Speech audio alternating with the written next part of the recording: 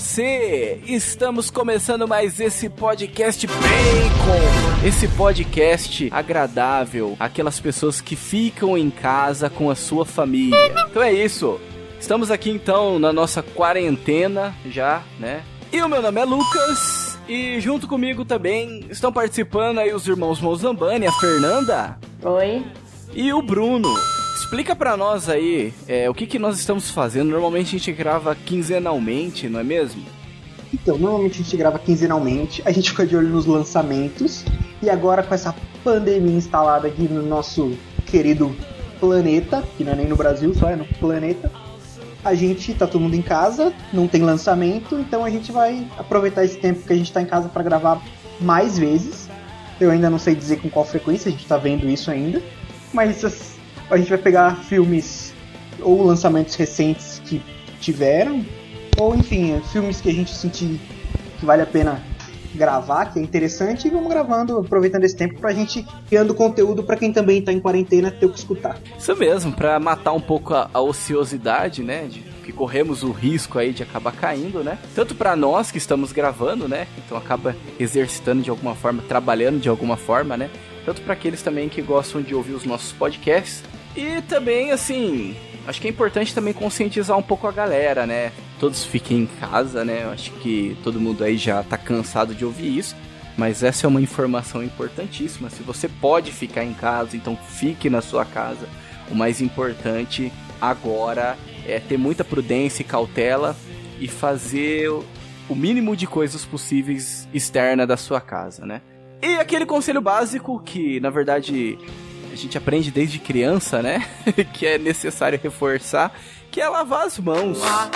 Lava outra, lava uma. Né? Lave bem as mãos aí. E se você for ficar na sua casa, não fique à toa, né? Faça alguma coisa, coloca aí os seus livros, as suas leituras em ordem, né? Volta a ler os livros que você deixou de ler por falta de tempo. Isso para aqueles que não estão trabalhando em casa, né? É isso, e se precisar, a gente grava falando de Castelo Rá-Tim-Bum. Aliás, fica referência à música aí. Exatamente. Que o Lucas vai colocar ali rapidinho para vocês ouvirem, que é ótima. É o novo tema da campanha da fraternidade. Imagina o povo na igreja, né? Na igreja não, a de entrada, casa. né? Isso que dá ficar em casa, dá nisso. E assim, gente, por favor, eu acho que a mídia tá aí pra informar, é importante mesmo, procure se informar, mas uma coisa é certa, quem se informa não fica neurótico. Quando você se informa bem e procure as fontes mesmo, de verdade, as pesquisas, enfim, e compara com os outros países, é lógico, você sente a necessidade de ser mais prudente, mas você não vai ficar louco, você não vai ficar maluco, não vai também tornar a coisa 10 vezes pior do que é. A situação realmente está feia, é complicada, mas vamos ser prudentes também naquilo que a gente consome, naquilo que a gente passa pra frente. Acho que isso é importante também.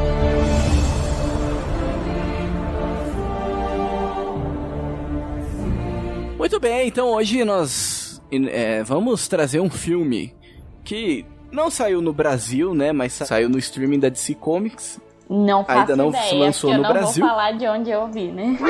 Que é um desenho, né? Nós vamos falar, acho que pela primeira vez, sobre uma animação.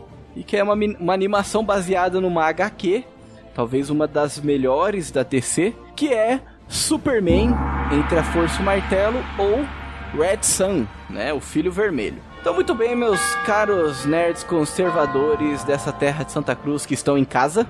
Acompanhe agora, então, mais um episódio do Bacon Podcast.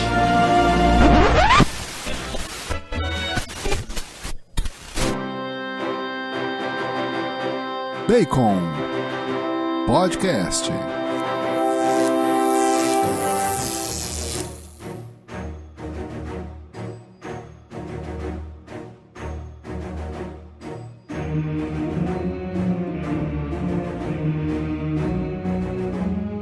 Vamos começar então com a nossa querida sinopse, não é mesmo, Bruno? Esse filme, antes de falar propriamente dele, seria interessante eu dizer que a DC vem recentemente fazendo animações muito boas, muito competentes, tanto na parte gráfica quanto nas histórias. Eles pegam grandes clássicos dos quadrinhos e vêm trazendo.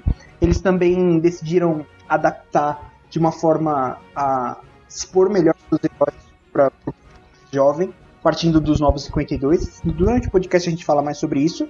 E esse é um clássico dos quadrinhos, fez muito sucesso, Superman Trafoice e o Martelo, onde ele conta a história do Superman se ele não tivesse caído nos Estados Unidos, mas tivesse caído na União Soviética.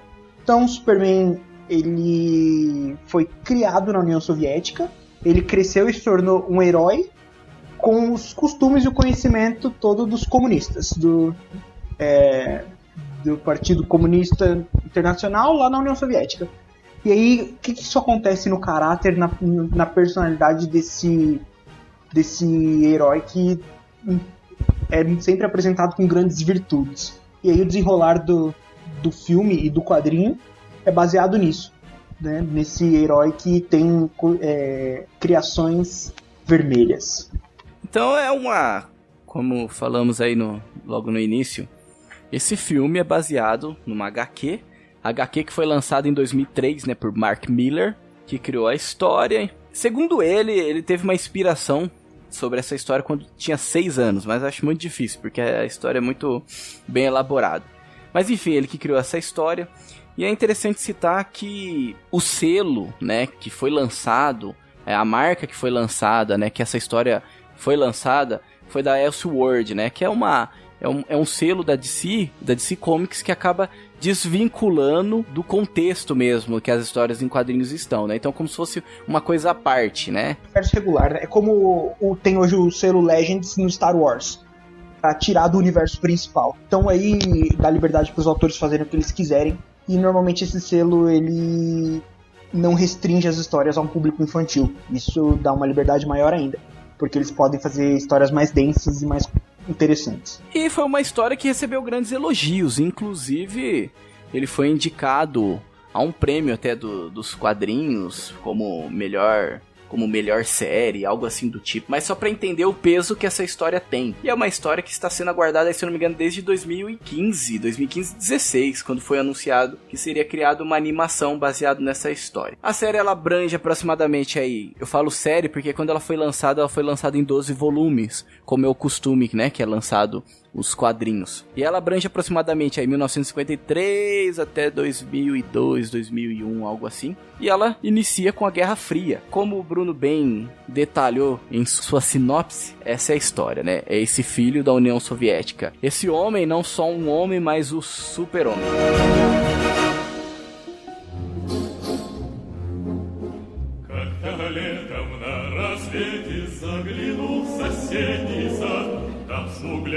Gente, eu gostei demais da animação do filme, muito mesmo, assim. Eu não costumo assistir, porque o Bruno, absolutamente todas as animações que lançam da DC, ele fala assim, Fernanda, assiste, Fernanda, e tipo assim, não dá pra assistir todas, né? Pelo menos eu não consigo me organizar o suficiente para assistir todas. Mas essa era uma que eu queria assistir bastante, porque é um tema polêmico, né? Eu não consigo imaginar o super-homem, que é o símbolo do American Way, como soviético, então eu quis assistir.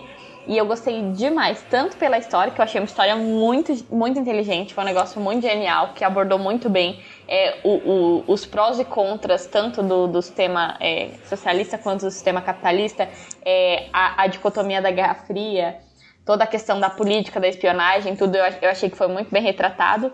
E eu gostei muito de ter assistido esse filme agora, né, esse ano, porque ano passado eu fui estudar um pouco sobre a história do design e a história da arte, e eu aprendi sobre construtivismo russo, e eu achei muito legal, porque eu vi muita coisa do construtivismo russo na animação. Eu imagino que nos quadrinhos também tenha, não fui ver, mas eu acredito que sim. E é legal porque o construtivismo russo é uma corrente de design, uma corrente artística, muito mais de design do que artística, que foi usado pela União Soviética no começo, tanto na arquitetura, no auge da União Soviética, tanto na arquitetura, mas principalmente na parte gráfica de propaganda, para fazer propaganda do Partido Socialista. E eu achei muito legal porque a animação inteira tem esses traços, principalmente na abertura, que mostra aqueles... tanto o vermelho e o preto, que são as cores da União Soviética e que são as cores do construtivismo russo, mas essa questão mais geométrica de retângulos e linhas. E isso é muito característico do construtivismo russo, e assim, Foi muito legal.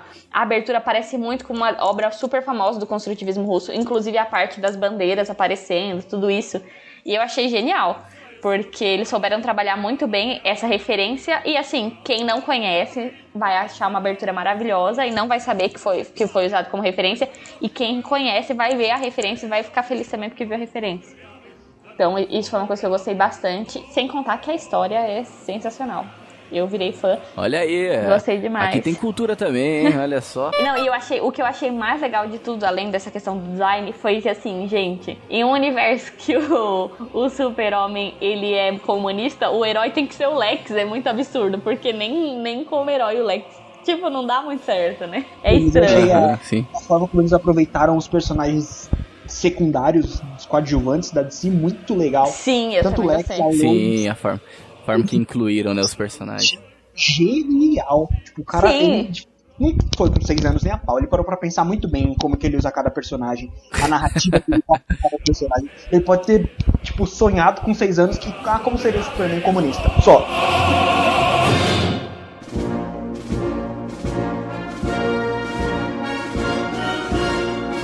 E todos os personagens, a Mulher Maravilha, que meio que foi seduzida pela propaganda comunista no início, mas depois percebeu que cagada, né? Não, eu achei muito legal a parte que a Mulher Maravilha falou assim, ela meio que, né, se dane, vocês não vão aprender também, vocês nunca mais vão ver nenhuma mulher como que é o nome da ilha dela mesmo? Que esqueci. Esse lugar aí. Eu achei muito engraçado. Lá, porque no começo ela Amazonas. Ela toda, né, seduzida pelos ideais, né? Que, na verdade, os ideais do Super-Homem eram bons, mas a execução é péssima, né? Claro, como sempre. E é legal ela ver, porque no começo ela foi seduzida, no começo tem alguns detalhes também de feminismo, tanto nela quanto na Lois, e aí ao longo você vai ver isso quebrando, assim, porque não funciona, né? Você vê que não funciona. E aí, na hora que ela falou, dane-se vocês, eu achei muito bom. Eu não vou desistir dessa galera aí. É muito legal que ela representa de fato os jovens. Tipo, ele é seduzido pelo comunismo, ele acredita que os ideais são muito bons, ele vai lá, ele começa a conhecer e fala, opa, que bosta, hein? Isso não vai dar certo nunca. E aí, quando que ela desiste? Você vê quando ela fica velha também. Na verdade, ela envelhece por causa do laço e tal, né? Mas representa um negócio assim, né? Que você, quando é jovem, você tá mais suscetível a esse tipo de coisa, esse tipo de manipulação e sedução.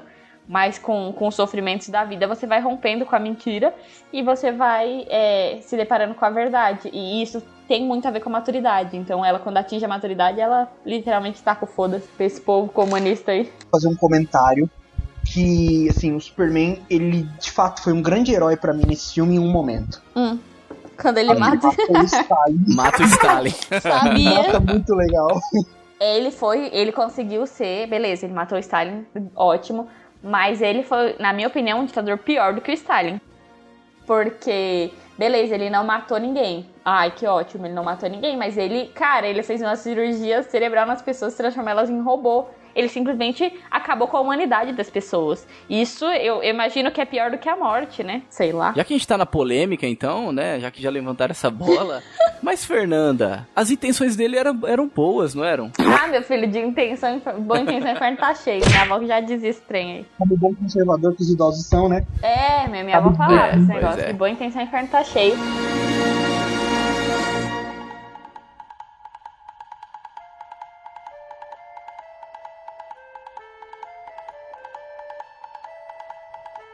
De fato, como sempre, porque o Super-Homem, ele é conhecido por ter um coração muito bom, né? Um coração muito humano. Só que também vai muito de um coração bom, ideais certos, no meio errado e executados da maneira errada. Então, ele cresceu em um ambiente, que era a União Soviética, onde a liberdade não era valorizada, né? Porque não era uma opção. Mas assim, não era nem valorizada. Então ele nunca, porque querendo ou não, a gente cresce aqui do lado ocidental do mundo com esse ideal de que a liberdade é um dos direitos primordiais do ser humano. Tem gente até falando que não vai ficar em casa. Tem uma atriz que falou que não vai fazer a quarentena nos Estados Unidos. Ela é meio doida, mas enfim. Porque ela prefere morrer do que perder a liberdade individual dela. E a liberdade, ela quer utilizar disso. E beleza, eu faria isso? Não faria. Tô aqui quietinha na minha casa porque quero viver. E quero que minha mãe viva, especialmente. Mas ela tem a liberdade dela e ninguém pode impedir isso, entendeu? Então nós crescemos com esse valor de que a liberdade é essencial e muito importante. E ele não. Então a ideia dele é, eu quero paz, eu quero que as pessoas não morram mais. Ponto. O que eu precisar fazer para que isso aconteça, eu vou fazer. Que é o pensamento, né? Eu quero que o pensamento do Stalin eu quero que a revolução proletariada aconteça. Apesar dele não ser um proletário, queria só dizer. Não foi feita por proletários a Revolução Russa. Mas eu não vou falar isso, que senão vai ficar muito longo. Para que isso aconteça, vale matar, vale mentir, vale enganar, vale prender, vale jogar em campos de concentração, como eram os campos nazistas. Porque eu achei muito legal que falou dos gulags, e que normalmente você não vê. Então, é porque os americanos, eles falam bastante disso, né? O resto do mundo só que não. E o Super-Homem, ele não queria que as pessoas morressem. Diferente do Stalin, ele não queria a igualdade no sentido econômico. Ele queria a igualdade no sentido de vida. Então, para que todos tenham uma qualidade de vida, vamos fazer o quê? Vamos implantar um alienígena na cabeça de todo mundo que controla e vira todo mundo robô aqui, ó. Vai ser todo mundo Eu fiquei pensando, todo mundo virou o cachorrinho dele, né? É a famosa ilusão mesmo, né?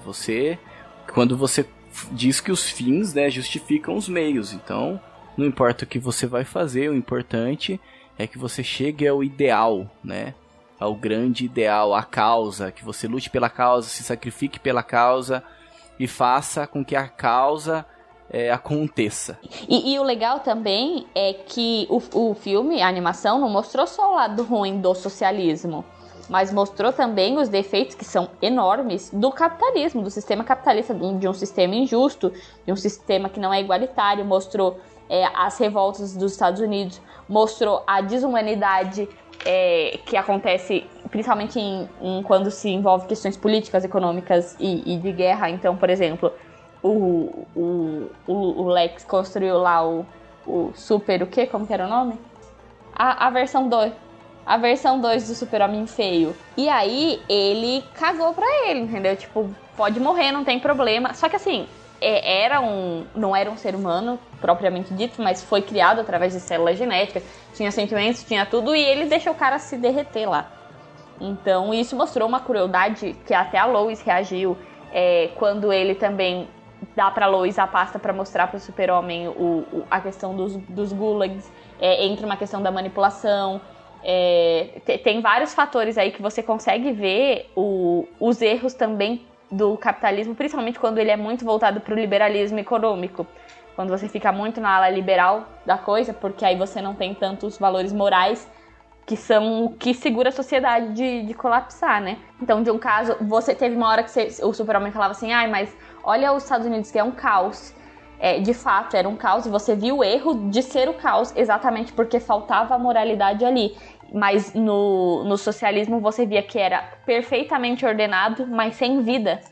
O que consegue ser pior do que o caos. No lado você via meio que uma anarquia em um determinado momento, e um outro você via um totalitarismo. Os dois são muito ruins e os dois são muito extremos, né?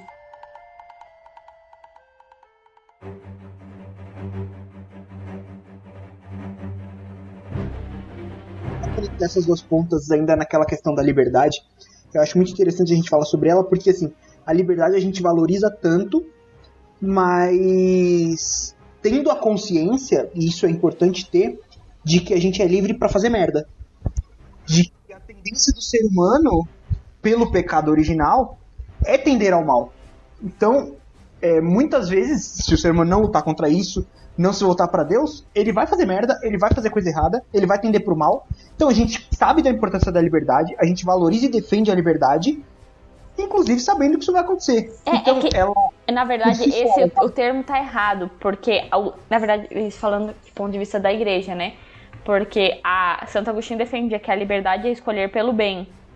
Então, nesse quesito, qualquer coisa que não seja a escolha pelo bem não é o uso de fato da liberdade, sim o uso da libertinagem. Sim, tem razão. É que eu não tô usando o conceito correto da liberdade. É mais nessa questão de nação mesmo, em relação ao governo, que eu quero dizer. Porque essa liberdade, ela já deixa claro que é impossível uma sociedade perfeita e utópica como o lado comunista defende.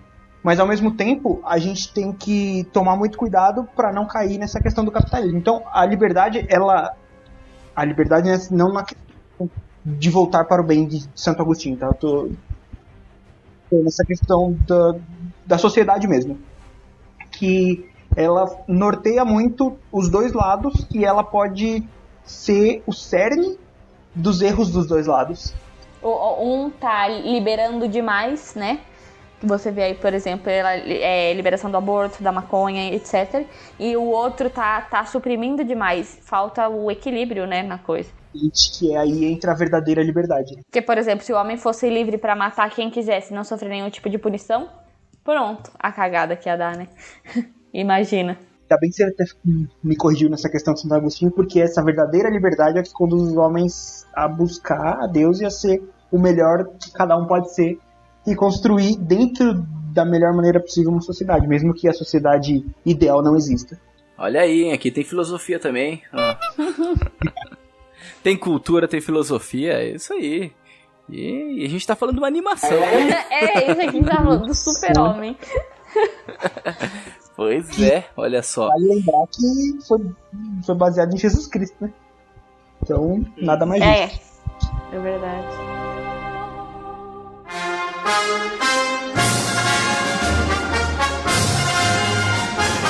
E essa animação, ela é interessante que ela cita, né, acontecimentos históricos. Ela mostra lá sobre a questão da Guerra Fria. Ela coloca personagens que inclusive a gente já citou até sobre Stalin. Ela também coloca, eu não cheguei a ver na animação, mas na HQ ela fala também do presidente Kennedy, né? E depois que fala. a questão fala. Eu sim. acho. Na animação mostra o Muro de Berlim. Na HQ não mostra os gulags, só pra você ter uma ideia. Mas na animação eles já mostram os gulags. Porque assim, na HQ, parece que eles deram ainda assim enxugaram um pouco o gelo, entendeu? Uhum. Agora já na animação você percebe que as críticas pros dois lados, inclusive, elas são um pouquinho mais pontudas, assim, né? Então, ela dá uma incomodada um pouco mais. Tanto que, até quando a animação, quando fala da questão da mulher, se vocês forem perceber, quando retrata ali a Mulher Maravilha e a Lois Lane, Lois Luthor, sei lá. Na HQ, a Lois, ela se apaixona pelo Superman, logo quando encontra ele pela primeira vez. Agora, na série, não. Na animação já isso não acontece. Na HQ... a Mulher Maravilha se apaixona pelo Superman. Agora, na animação, já não mostra isso. Já mostra uma Mulher Maravilha um pouquinho mais forte mesmo, né? No sentido também emocional, né? Da coisa. É lésbica, né, mano? Ela fala. Eu não entendi, não. Eu nem me toquei. Eu não me toquei, não, essa parte. É que eles não deixam descarado. Ela fala que ela foi criada numa ilha só de mulheres, nada mais natural do que ela não gostasse de tipos como ele, ela fala. Na hora que ele tenta dar um beijo nela, ela fala isso. Nossa, eu nem me toquei, acho que eu não tava dando atenção nessa parte. E até no momento lá, final, tipo, naquela cena que ele é capturado lá, na verdade que ele cai na armadilha do Batman soviético, que é fantástico também. A Mulher Maravilha, ela não é uma decisão dela quando ela estoura o laço. Na HQ, o Superman entra na mente dela e fala que ela precisa ajudar ele, não importa o sacrifício que ela deva fazer.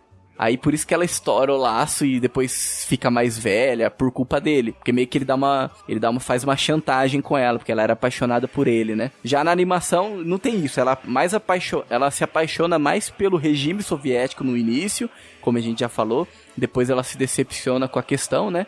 E na hora que ela estoura o laço, é uma escolha dela, na verdade, pra tentar ajudar o Superman mesmo. Que naquele momento está fraco, né? Está fragilizado. Então tem algumas mudanças que eles foram feitas, mas eu acho que isso não estragou a história, não estragou a animação. Eu acho que acho que até melhoraram, assim, digamos. Porque assim, na HQ, através de todos esses pontos, você acaba entendendo o Superman um pouco mais como vilão, né? Na animação, parece que em algum momento ele é vilão, outro momento ele não é. Assim como o Lex Luthor, um momento ele é vilão, outro momento ele não é, né? E no final nenhum dos dois são vilões, né? Mas eles acabam se unindo por algo maior, algo melhor, né? Etc. Mas eu achei que as mudanças que foram feitas foram boas.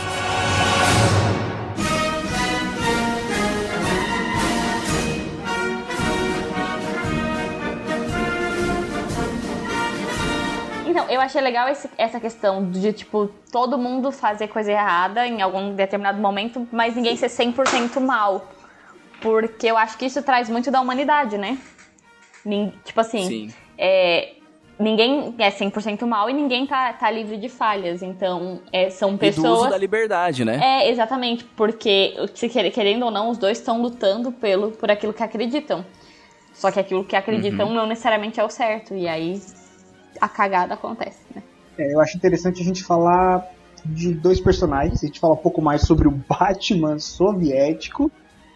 Falar do Lanterna, que eu acho também interessante. Eu achei legal pra caramba o Lanterna Verde aparecer assim. E não legal esperava. que, assim, ainda é o Hal Jordan, ele ainda é aviador. Isso eu achei muito legal. Tipo, não importa que realidade que isso aconteça, ele ainda tá seguindo aquilo lá que ele sempre gostou.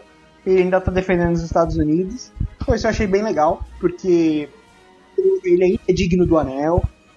E é legal que mostrou os outros lanternas junto, né? Então você vê que, tipo, essa tendência deles a ser merecedor do anel e a fazer o que eles fizeram, tipo, não importa a realidade, eles são chamados a isso, digamos. Sim, é legal. É a mesma coisa do Super-Homem, não importa onde ele nasceu, ele vai ser o Super-Homem. Só pra contextualizar um pouco essa questão dos Lanternas Verdes, né? No filme e na HQ, retrata assim que em um determinado momento já tinha ali na área 51 uma nave, né? Dá a entender que é dos Lanternas mesmo.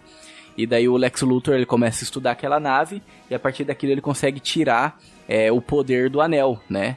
Então daí eles formam soldados americanos que seria para combater o próprio Superman. Aí daí que surge a ideia das Lanternas Verdes, com os mesmos nomes, né? As mesmas características. Muito interessante. Na animação, o Lex consegue retirar o anel e ele entrega pro Hal Jordan, né? Mas é interessante que, se você pensar na mitologia dos Lanternas Verdes, não deveria funcionar o anel desse jeito. Mas ele é merecedor, então funciona. E o Batman, gente? O nosso querido morcegão, né? Morcegão soviético. Anárquico. Eu quase morri quando eu vi que o Batman era anarquista. Eu falei, não, mentira.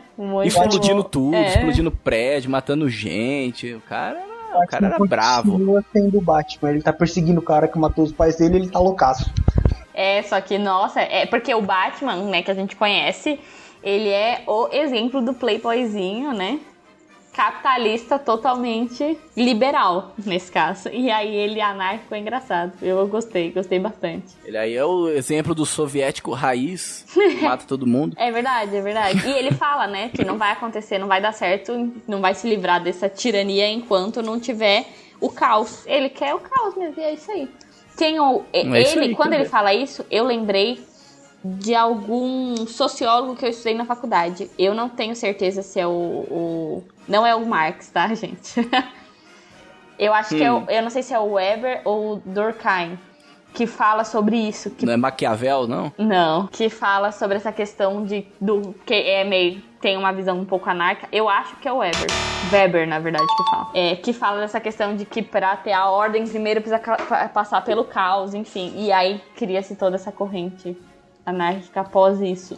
E aí quando ele falou, eu lembrei, eu falei, é bem a cara mesmo de um Batman que nasce na União Soviética. Inclusive, uma pergunta pra vocês. Ele era aquele menino do Gulag ou não? Porque eu achei que ele era ele. Era ele mesmo. É porque não... Parece até os morceguinhos lá atrás. Então, eu achei que era, mas assim, como não falou explicitamente, eu falei, será que eu tô vendo coisa onde nem tem coisa pra ver? Que aí eu achei mais legal ainda. Até nesse ponto fizeram uma adaptação, porque na HQ, os pais dele são mortos por um agente russo, que inclusive era um filho do Stalin, porque eles estavam panfletando contra o regime soviético. Entendi. Aí daí eles são mortos por esse agente, entendeu? Entendi. Aí o Batman meio que cresce com esse instinto de vingança, né? Aí ele quer acabar com o Superman, porque o Superman tá meio que levando pra frente, pra diante aquilo que o Stalin queria, né? Entendi. A questão do Pacto de Varsóvia e tudo mais. E é interessante a gente pensar que nessa realidade dessa HQ, desse filme, o Batman não é o Bruce Wayne. E é muito isso que fala muito acho que os filmes do Nolan tocam muito nisso, assim, que tipo, o Batman não é uma pessoa. Ele é meio que uma ideia, assim, do tipo... querendo lutar contra um sistema que é corrupto, que é errado, que não vai dar certo, que vai destruir a população. Nesse negócio, o Batman, inclusive, lembra o Coringa do filme, com os seguidores e tudo.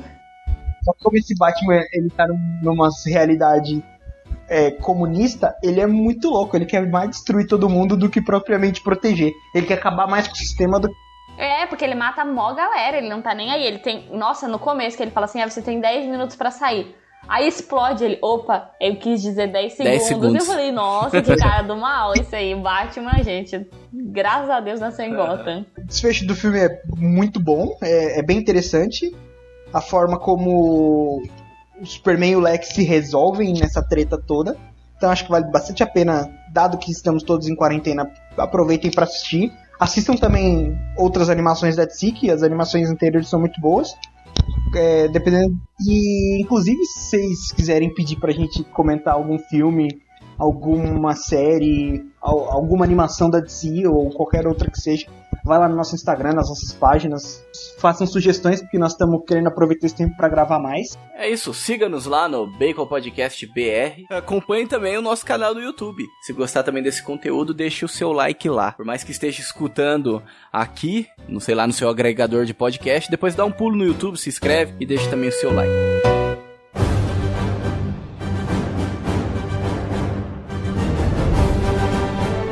Muito bem, então, vamos começar então as votações. Meu voto pra esse filme vai ser Bacon. Eu acho que, principalmente por ser animação, né, eles podem fazer assim o que quiserem com o filme. E mesmo assim eles não se perderam na história, né, não exageraram em nenhum dos pontos. Acho que conseguiram manter o equilíbrio. Todas as mudanças que foram feitas da HQ pro filme, eu gostei, então seria muito injusto da minha parte dar uma nota menor do que Bacon. Muito bem, vamos lá, Bruno, qual que é a sua nota? Minha nota também é Bacon.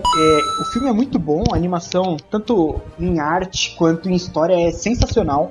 Eu só não daria nota máxima pra esse filme, porque, assim, eu sou muito tendencioso a gostar de um herói verdadeiro, altruísta, e não tem nessa história. Tipo, todo mundo, não importa o lado, todo mundo tem as suas cagadas. Então eu sinto um pouco de falta dessas coisas, por isso que eu não dou nota máxima. Muito bem, então, nota 4 também. E a sua nota, Fernanda, por favor, pra finalizar esse podcast? A minha nota é Picanha Bacon, porque eu acho que vocês são muito, como é que fala? Exigentes.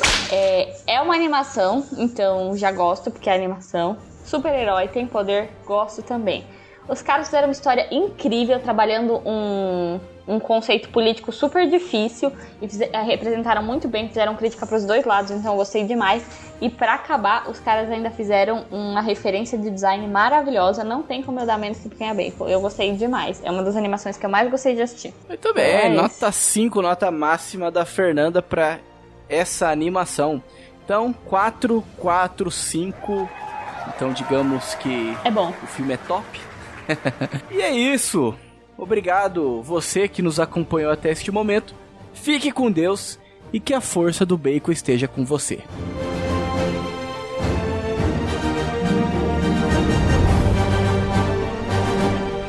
Mas Aves de Rapina é tão ruim que a gente não quer nem gravar. Eu não consegui terminar de assistir esse filme. É mesmo, cara? Eu não consegui terminar de assistir, fiquei com raiva. Ah, não consigo, na boa. Não tem podcast que me obrigue.